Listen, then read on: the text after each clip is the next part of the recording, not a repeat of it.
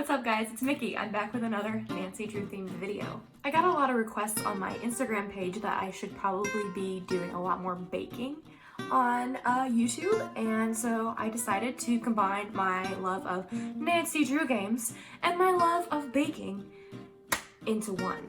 I experimented with a recipe last week that turned out pretty freaking good, if I do say so myself, for a from scratch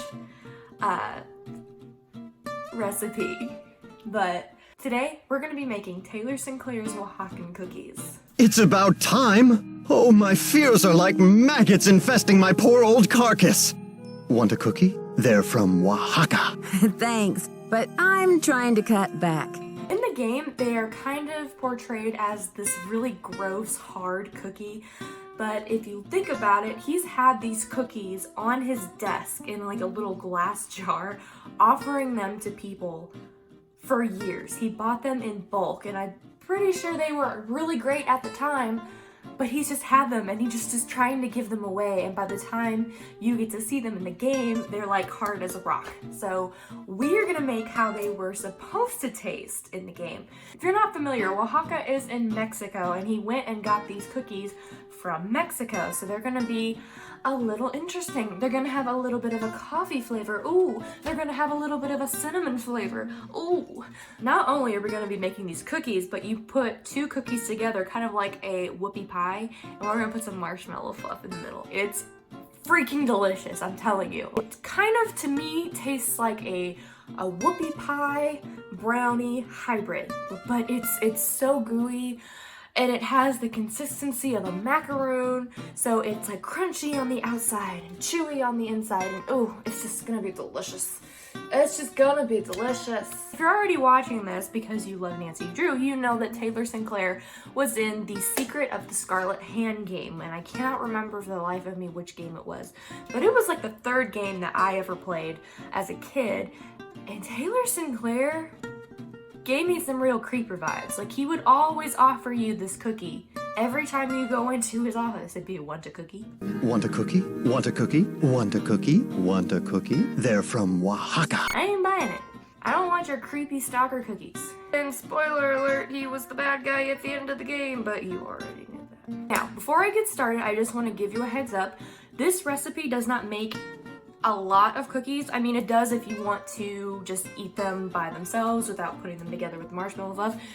It makes a regular batch of 12, but if you're, let's say you're bringing this to a party or you're making this for another Nancy Drew game fan, you want to double this recipe because it only makes 6 cookies. I also found that when I made this recipe, I mean, it was delicious, don't get me wrong, but I felt like it could have used some more cinnamon or some more coffee if you want. So if you're like me and you like a little bit of oomph in your stuff, you like a little bit of zing in your zang, you're gonna wanna up the instant coffee, cinnamon, cayenne. And honestly, I think if you double it, I think it'll be amazing. Either way, maybe you just gotta add some more marshmallow fluff. I don't know. Also, I'm gonna link the recipe down below, because I know somebody will want to just copy and paste it instead of, you know, writing it all down from hand. Also, don't forget to like and subscribe this video. Let me know if you want to see any other Nancy Drew food videos of sorts. I thought about doing the marzipan cake from Secret of Shadow Ranch. Thought about some milkshakes from Alibi and Ashes. Definitely want to do the gumbo from those Crystal Skull. We're gonna be doing that. All right, let's jump right in. Alright, first we're going to start off with a 3/4 cup of flour already in the bowl. We got 1 teaspoon of instant coffee. I have a 1/4 teaspoon cinnamon, 1/4 teaspoon salt, and 1/4 teaspoon of baking powder. Now I'm going to go in with 1 teaspoon of vanilla. And I have 1 little pinch of cayenne pepper, as much as you want. I have a mug here that I put in the microwave that has my chocolate and my butter. That's 2/3 cup of semi-sweet chocolate chips and a 4 teaspoon of butter. Now I got an egg in there with a little bit of vanilla left over. I'm also going to add 1 1/4 cup of sugar.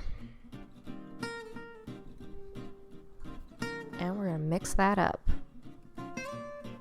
And after I get done mixing this, I want to make sure to put this in the fridge for about 30 minutes because this is a very light cookie and it's hard to stand up, so we want to make sure to get it nice and cold for the oven. Now I already have some pre-made here that I'm gonna roll out and show you how I size them just right.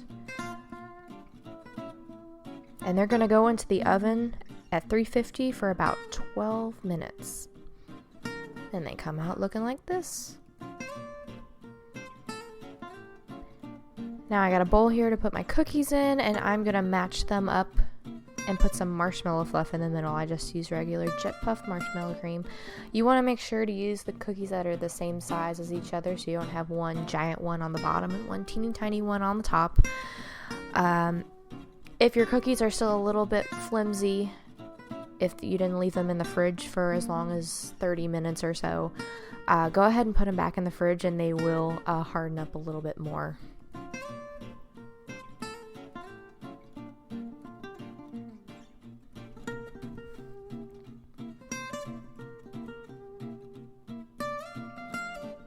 Just fast forward and through this process.